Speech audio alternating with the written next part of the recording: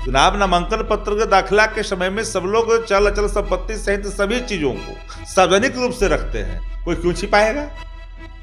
अरे कोई क्यों छिपाएगा? लेकिन जिस रकबे की बात कर रहे हैं, जिस जगह की बात कर रहे हैं, वो तो क्लरिकल मिस्टेक है भैया। वो कहां मामला ऑकरेंस का बनता है? दर्जनों लोग हैं जो जनता दल और भाजपा के अंदर में है, जिनके बारे में इस तरह के चीजें खुलेआम आई है खुल करके। क्या उस पर FIR करवाए क्या? ये बात तो हम पार्टी के प्रवक्ता दानिश अब तो वही तब बनवा करवाए क्या? FIR करवाना चाहिए था। जदयू को कोई काम है क्या? उसको विकास से मतलब है? जदयू का काम इसी तरह की चीजों में लाद लगा रहना।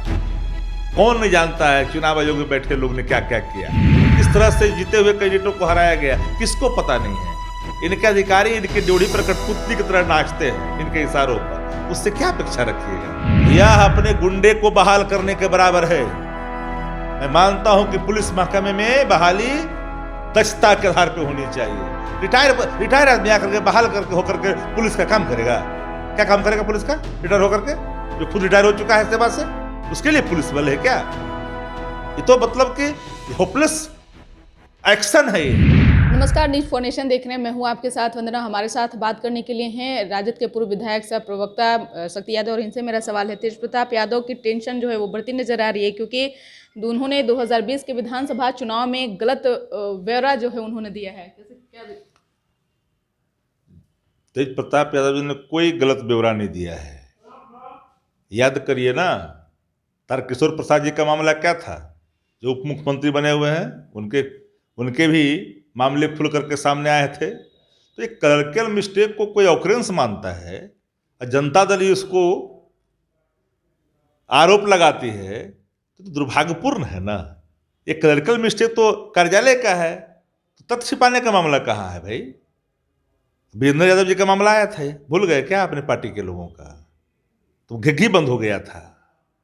अभी उनको बता रहे हैं कि परेशानी हो रही है। आपकी सरकार है, आपने निर्देशित किया है अधिकारियों को, कर्मचारियों को, तो आपने FIR दर्ज करवा दिया है। तो FIR दर्ज करने से क्या हो सकता है? जो क्लरिकल मिस्टेक है उसका सामना किया जाएगा। लेकिन यह कोई मामला कहीं से तथ्य छिपाने का नहीं बनता। 2015 में भी उन्होंने स्पष्ट तौर पर जो बातें थी रखी थी। चुनाव नामांकन पत्र के दाखिला के समय में सब लोग चल अचल संपत्ति सहित सभी चीजों को सार्वजनिक रूप से रखते हैं। कोई क्यों छिपाएगा? अरे कोई क्यों छिपाएगा? लेकिन जिस रकबे की बात कर रहे हैं, जिस जगह की बात कर रहे हैं, वो तो क्लरिकल मिस्टेक है भैया। वो कहां मामला ऑकरेंस का बनता है? अगर होगा तो एक मामला है क्या? दर्जनों लोग हैं जो जनता दल और भाजपा के अंदर में है, जिनके बारे में इस तरह के चीजें खुलेआम आई है खुल करके। तो क्या उस पर FIR करवाए क्या? यही बात तो हम पार्टी के प्रवक्ता दानिश अब तो वही तब बनवा करवाए क्या? FIR करवाना चाहिए था विजेंद्र जी के खिलाफ, करवाना चाहिए था तारकिशोर प्रसाद जी के खिलाफ। एक नहीं अनेक हैं। ये पूरी तरह से इन लोगों ने अपनी गिरती हुई आभा पर कहीं से कहीं कहना चाह रहे हैं कि जदयू फंसा रही है। जदयू तो लगातार यही सब काबे करती। जदयू को कोई काम है क्या? उसको विकास से मतलब है? जदयू का काम इसी तरह की चीजों में लाद लगा रहना। कौन नहीं जानता है चुनाव आयोग में बैठे लोग ने क्या क्या किया, क्या क्या किया अधिकारियों ने, किसको पता नहीं है। किस तरह से चुनाव प्रभावित किया गया, किसको पता नहीं है। किस तरह से जीते हुए कैंडिडेटों को हराया गया, किसको पता नहीं है। इनके अधिकारी इनके ड्योढ़ी पर कठपुतली की तरह नाचते हैं इनके इशारों पर। तो उससे क्या अपेक्षा रखिएगा? तथ्य की जानकारी रखे बगैर उसको ऑकरेंस मान लेता है लोग। दूसरा मेरा सवाल है कि जिस तरह से आपने कहा कि उनके अधिकारी जो हैं वो उन्हीं की बात सिर्फ मानते हैं, तो वैसा ही कुछ ये भी आया कि संविदा पर इंस्पेक्टर और सब इंस्पेक्टर और सिपाही भी बहाल किए जाएंगे। देखिए, संविदा पर पुलिस महकमे में बहाली लठैत बहाल करने के बराबर है। जहां बेरोजगारी का केंद्र है बिहार, युवा जहां दर दर की ठोकरी खा रहे हैं नौकरी के लिए, अब रेगुलर बहाली करिए। अब क्यों सहमे हुए हैं? अब चाहते कि लठैत बहाल करें संविदा पर, सब इंस्पेक्टर के तौर पर, पुलिस के तौर पर। रिटायर करने वाले व्यक्ति को बहाल करोगे? जो युवा भटक रहा है, दर दर की ठोकरे खा रहा है नौकरी पाने के लिए, उसको आप नजरअंदाज करोगे? आए दिन सड़कों पर अपनी मांग को लेकर करके आपके सामने गुहार लगाते हैं, लाठियों की बौछार होती है। सारे युवा गर्दनी बाग में अपनी मांगों को लेकर के पड़े रहते हैं। कभी शिक्षक अभ्यर्थी, कभी आपको पंचायत सचिव से अभ्यर्थी, कभी जो है आप देखते हैं कि BPSC के लोग ये सारे लोग अपनी मांगों को परीक्षा फलाफल के लिए कभी कभी नियुक्ति नहीं होने के सवाल पर लगातार किस तरह से डेटे फेल कर रहा है शिक्षक की बहाली में।